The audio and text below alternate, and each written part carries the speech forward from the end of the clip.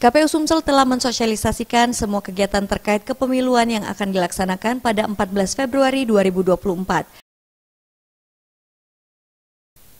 Selanjutnya, Ketua KPU Sumsel Andika Pranatajaya dalam sambutannya dalam acara deklarasi netralitas pegawai ASN pada pemilihan umum dan pemilihan tahun 2024 secara serentak se-Sumatera Selatan pada Rabu 27 Desember 2023 menyampaikan surat suara untuk pemilihan umum Presiden dan Wakil Presiden akan tiba di Sumatera Selatan.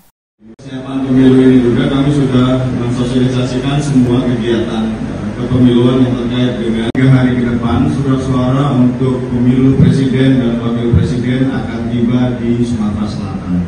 Di seluruh kabupaten kota, surat suara akan masuk ke seluruh gudang satker KPU di kabupaten kota. Tim Liputan Sriwijaya TV.